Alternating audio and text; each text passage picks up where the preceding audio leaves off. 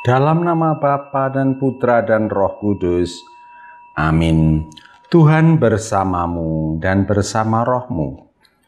Inilah Injil suci Yesus Kristus menurut Yohanes. Dimuliakanlah Tuhan.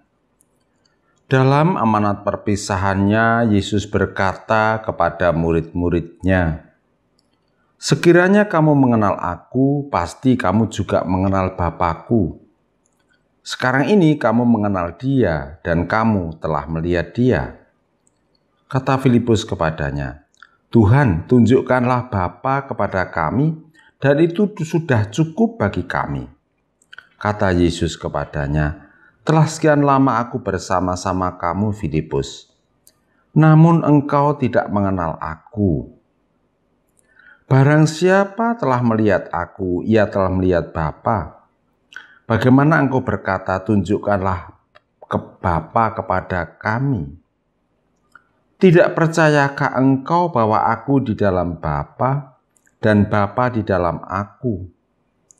Apa yang aku katakan kepadamu, tidak aku katakan dari diriku sendiri, tetapi Bapa yang diam di dalam aku, Dialah yang melakukan pekerjaannya.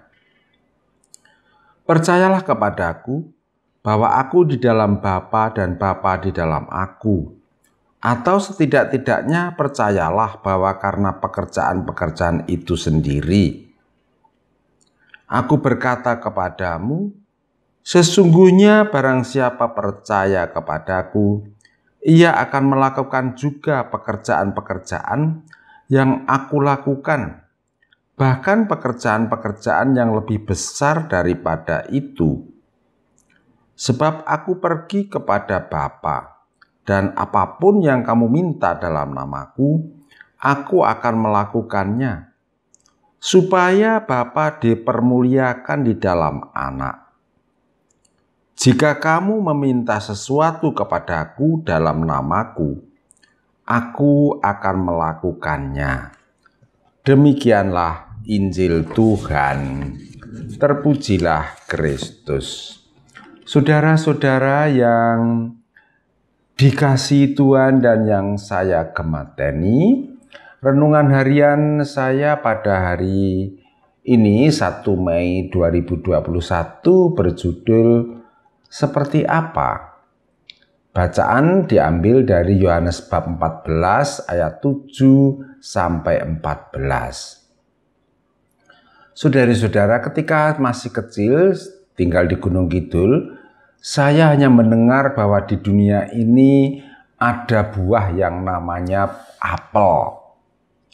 Ketika saya bertanya buah apel itu seperti apa, ada yang mengatakan seperti jambu air yang dagingnya empuk, rasanya masam. Dulu kami menamakan jambu dersono, lalu orang sekarang menamakan jambu Jamaika. Ada pula yang mengatakan rasanya seperti jambu sukun. Ketika melihat dan merasakan sendiri, baru saya betul-betul mengerti buah apel itu tidak seperti jambu sukun, tidak seperti jambu Jamaika. Pokoknya ada rasanya sendiri. Lalu saya menjadi lebih kagum, puas ketika pergi ke Batu, Malang, dan melihat sendiri pohon apel, daun apel, buah apel, dan lengkap. Bahkan memetik sendiri buah apel dari pohonnya dan saya makan. Saudara-saudara, ibaratnya para nabi menceritakan tentang Tuhan hanya cerita. Mereka mendengarkan pesannya. Nuh merasakan kehadiran Tuhan pada pelangi. Musa mengalami tanda kehadiran Tuhan dalam semak duri yang menyala. Tugu api yang menuntun perjalanan umat Israel keluar dari Mesir. Lain kali turunnya awan di perkemahan. Elia merasakan kehadiran Tuhan dalam angin sepoi-poi.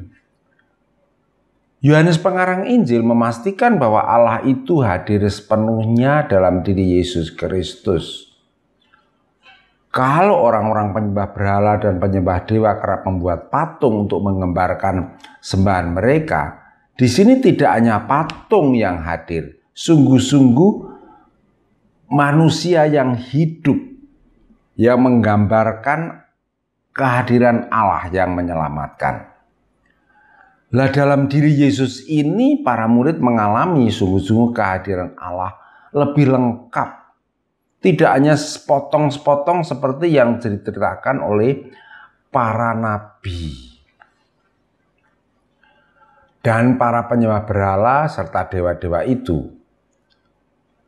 Ibaratnya mereka sudah mengalami kehadiran Allah seperti saya sudah mengalami makan buah apel. Tetapi apel selengkapnya, berikut pohon, akar, daun, dan lain-lainnya, belum sepenuhnya dilihat.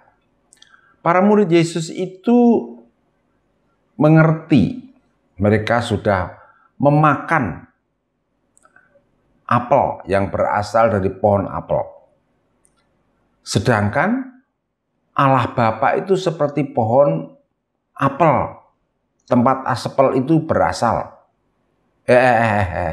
Bukan itu. Bahasa Jawanya nas. Saya bisa keliru. Tapi ya bagaimana menggambarkannya? Karena pikiran manusia hanya bisa mengatakan seperti. Allah Bapa itu seperti pohon apel, Yesus itu seperti buah apel. Pikiran manusia tidak akan mampu menjelaskan Allah selengkapnya karena Allah itu terbatas sedangkan manusia tak terbatas.